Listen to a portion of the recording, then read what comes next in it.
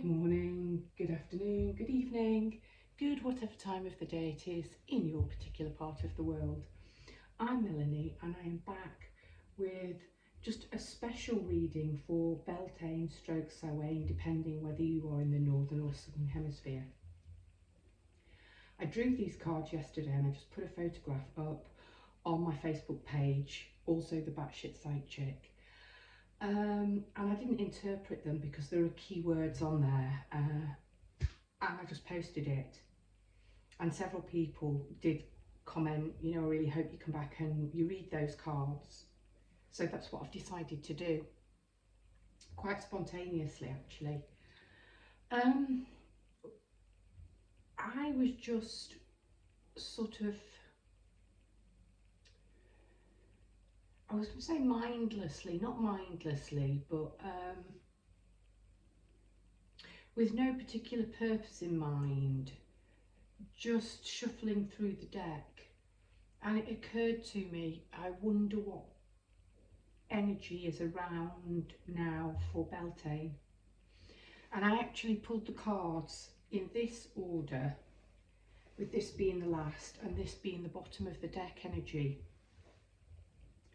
I had no idea I was going to make a spread, and I did it not for the collective. Well, I suppose I did do it for the collective because I wondered idly. I was idly flipping through the deck. That's what I want to say, not mindlessly. I was idly flipping through the deck, wondering what energies were around for Beltane. This was the first card I drew. And I was super excited to see the King of Wands, or the King of Fire, come out for Beltane, because fire is so important to Beltane Eve. And then I just drew the next card, and it was the King of Water, and I thought, oh, that's interesting. We've got two kings, the highest in the human suit, of very opposing elements. Let's just see what else comes up. And I was sitting on the sofa and I laid them on the floor, the two kings, and then I turned up these three cards, and I did actually put them in a 3-row exactly like this, and then I kept going and got to here, and I thought, how many have I got? 1, 2, 3, 4, 5, 6, 7, 8, 9. No, I need another one. And I looked and I thought, of course I need another one. I've made a pyramid. I need the capstone. And I couldn't believe it was creativity and the Ace of Wands, which is absolutely perfect. So I'm going to sort of try and read in order, but I might come back to certain lines and talk about them, or reference them in relation to this card here on the bottom of the deck, which is Justice. So the first thing I noticed actually, when I looked at them all spread out, was there are no swords, and swords are spring. And I thought, that's interesting.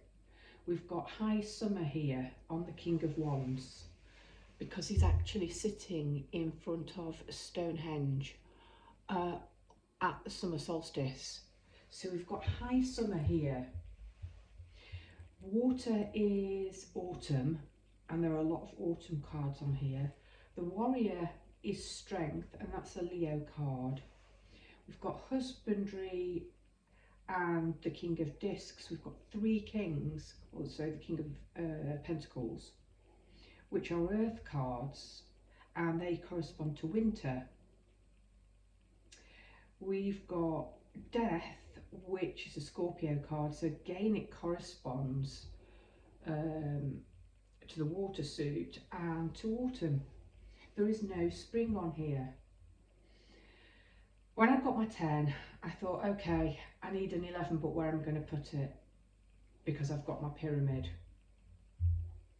And I had to laugh as I turned over the web, and it is card number 11. Ha ha, funny joke, Spirit. But actually I was pleased to see this, because we've got Libra here, Justice, Scales, Balance. So we've got no spring. And Beltane is the 1st of May, it's May Day.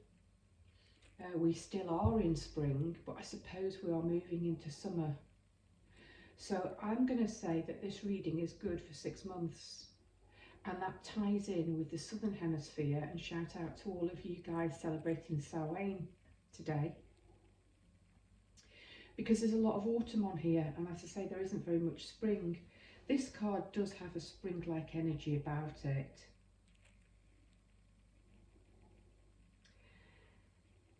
So let's get going. We begin with the King of Wands. Fire is his suit. The king are the fieriest elements of the court suit, so he's the fieriest element of fire. We've got the last card, which is the first card, Stone Roses. Have you seen her? Have you heard? She'll be the first, she'll be the last. I don't know where that's coming in, but that's it actually, because if you read Aces High, it's up here, or you go back to the beginning of the cycle. So we've got creativity, but the kings have mastered their elements. So whilst the pages might be young and enthusiastic, they say represent the idea because they're air energy. Then we go into the knights who ground it, earth energy.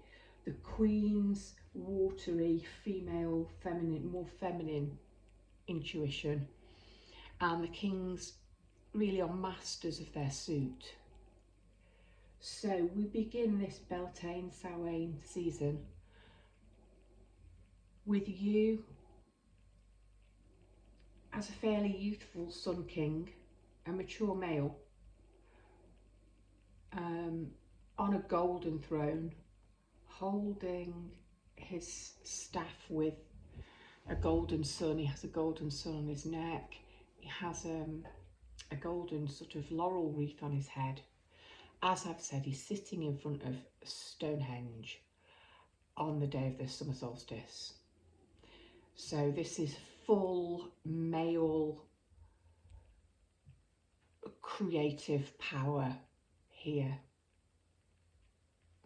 He has a little wren on the arm of his throne here, and that corresponds down here to the Earth King. So the King of Pentacles, or the King of Discs, who is the opposite element in terms of this is winter, and we have the robin here. So there's something to do with a complete cycle of growth here, from high summer to, if you like, midwinter.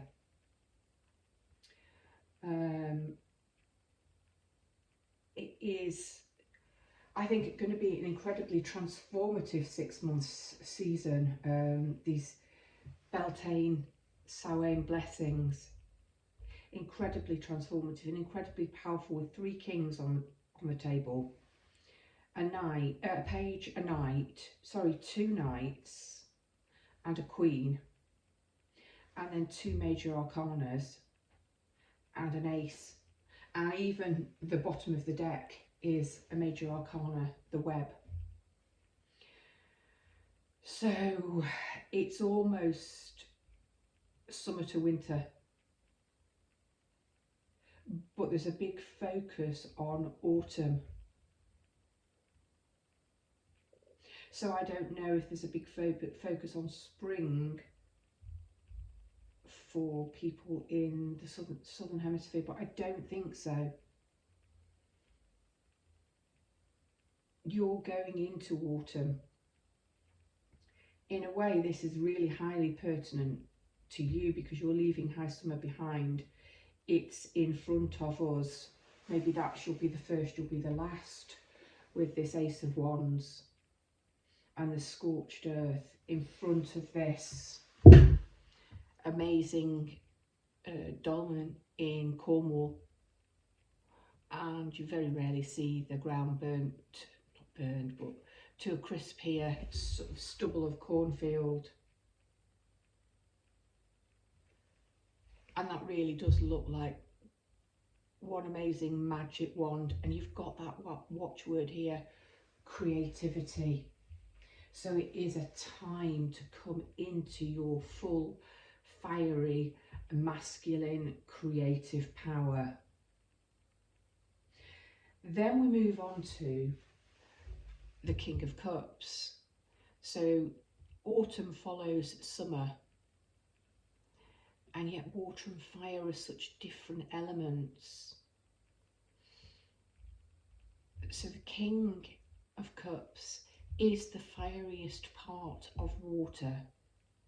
He's balanced his emotions. That's what the King of Cups has done. The King of Wands has harnessed the yee-haw, go-getter energy of the younger knight and the page, and he stabilised it. The King of Water has balanced his emotions, and I think that's shown. The blackberries have ripened.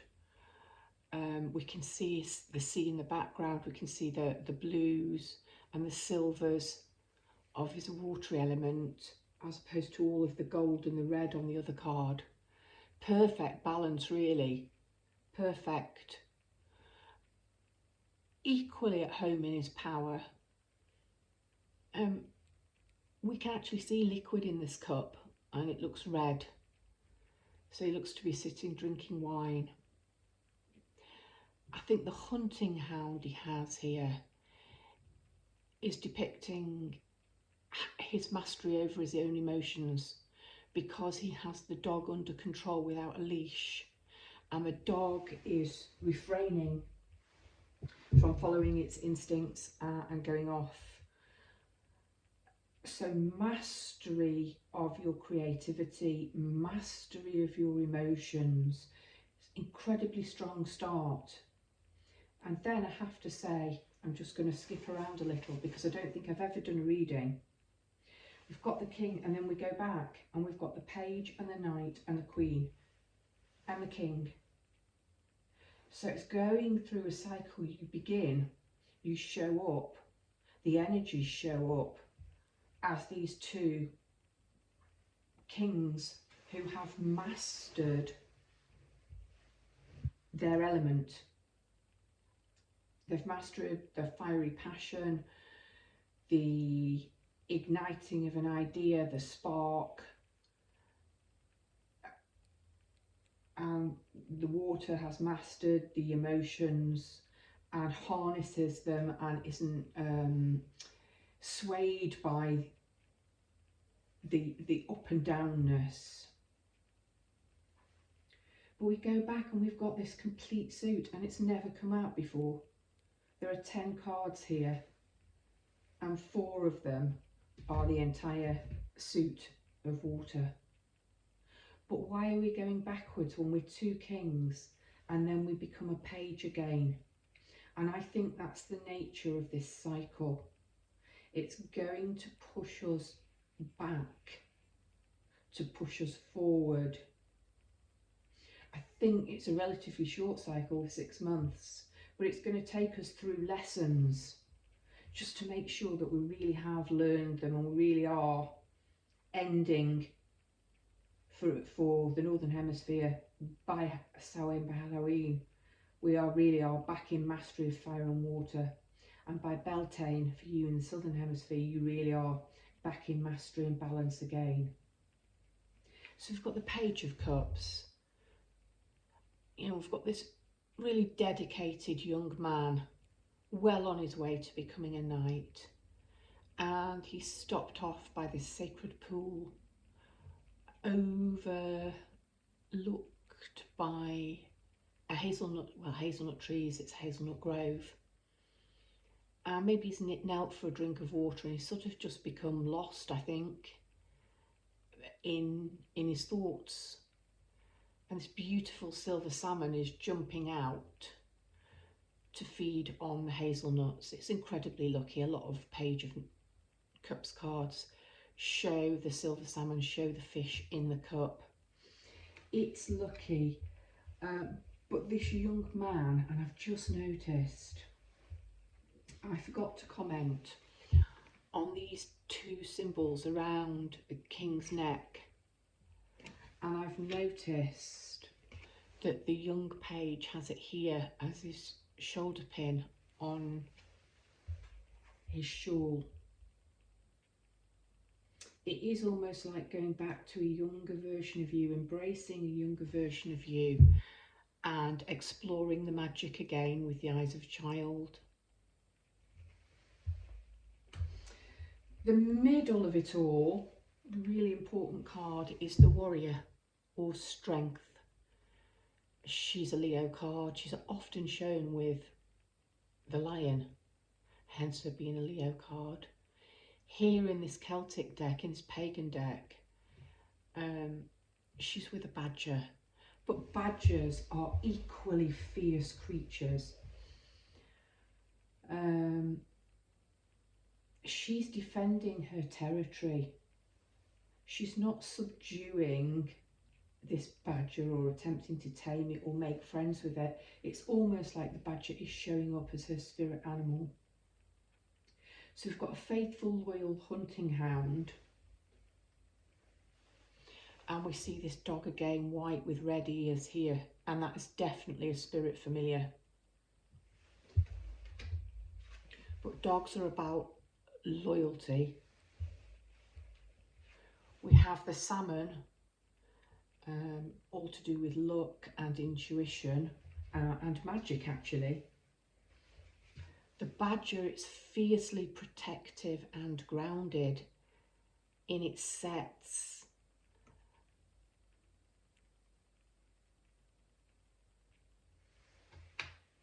And that is in the middle of the reading. A strength, a connection to the earth and the land, because we have a little, almost like a little pyramid here of earth, and that badger is anchoring the warrior in. She's fighting for what is hers, and it's really interesting because this warrior, sorry, that's a slip, she's the warrior, this Knight of Discs is digging in. He's got his sword up, he's got his shield up, he's got a sword in his belt, and he's got a shorter sword or a long dagger, and he's using it to point. And the word is husbandry.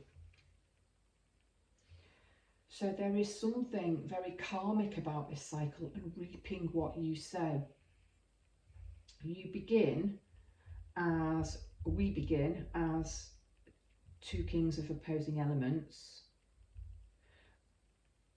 We then go back and become this knight who's entranced by magic, who's perhaps seeing it for the first time or seeing it through fresh eyes. At the centre is the warrior. I might come back because I want to move on.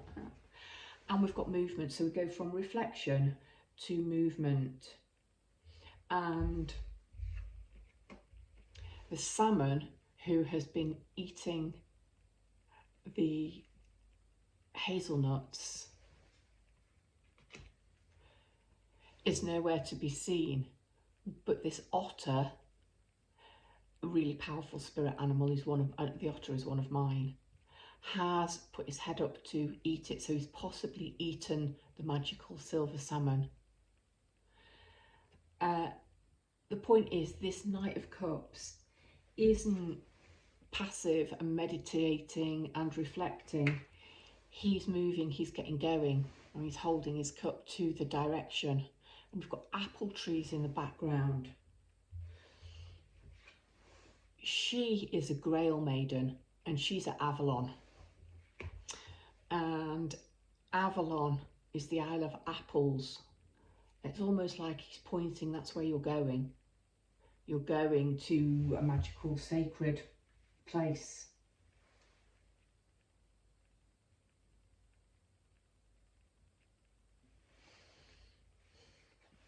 Then we've got the winter, the earthing, the grounding card, this husbandry. It's time to get busy. It's time to plant your seeds. It's time to grow. directly following that, you've got Death. She's utterly beautiful under the silver moon with her silver scythe. Again, although it's a Scorpio card, which is what, November, October, late October, November. Okay, so is it Scorpio Halloween? The ending of cycle. And she's got this silver scythe. She's just beautiful. She's very gentle. She's very serene. It's the ending of a cycle. You will reap what you've sown in 6 months' time.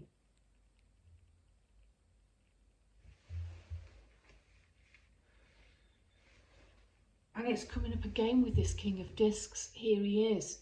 He's actually under a beautiful red sky, but he's got the robin with him. It's midwinter.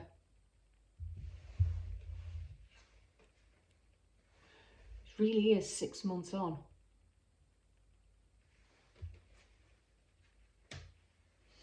He's wearing a holly wreath. He's the only king whose feet we can see, and they're bare. They're connected to the earth. They're making a connection to the land. And he appears to be sat on a stone throne.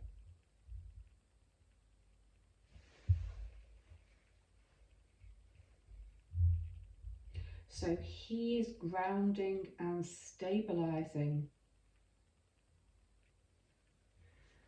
And fine, well, it's not finally, because the Ace of Wands came out last, but it's first and last, and I'm going to go back to that as the last card. The only real, we've got the Warrior as female card in the middle, but with 3 kings, and now we've finally got a queen. And I love this intuition. She's the wateriest of the water, and she's listening to her intuition. You can see the tour, Glastonbury tour here in the background. Very Lady of the Lake image here, and this flash of this kingfisher. She's really connecting with spirit. It's very high priestessy, and I am pleased. Water is a sign of intuition, gone through all of the stages in these 6 months, and it's like we end with the intuition, which is going to then spark the creativity, and the cycle can begin again. So I said I wanted my 11, but there was nowhere to put it, so I thought, oh well, the bottom of the deck card can make the 11, and then I just laughed when I pulled out and I saw it, the 11. Spirit likes to do that to me. Anyhow, we've got Justice, and we have this goddess hunting.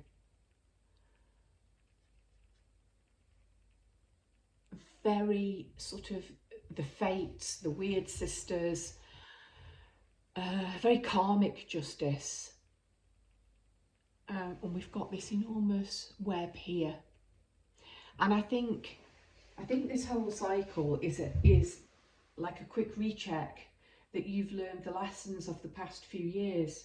I really do, and that you understand that everything is interconnected, that we are all interconnected. And when it's your time, it's your time. You know, there's a time to reap, there's a time to sow. I know there's a bit from the Bible that's often quoted at funerals, but cycles, we just move round, and sometimes with a king and sometimes with a page. And if we understand that and we learn the lessons, this is going to be an incredibly positive cycle if we listen to our intuition, if we follow the stages, and we're trying really hard to balance our emotions, and we go through in a really methodical manner all of the stages. It's an incredibly powerful reading, but an incredibly gentle one. I'm going to leave you with this image And there are no crop circles on there at all, but that spiral above the wand just reminds me of crop circles. Get busy, get creating, stand in your power, reflect, listen to your inner voice, move, do the work, be diligent, cut out what no longer serves you, but in a beautiful manner, in a serene, gentle way, make peace with it.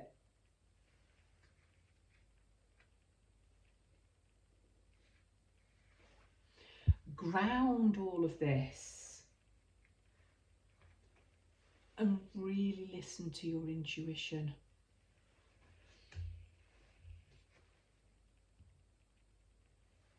I'm going to put the web of life and interconnectedness there. I've said it's a Libra card, and we've finally got that autumn image. I really am seeing a 6-month cycle here. Brightest of Beltane, Samhain blessings.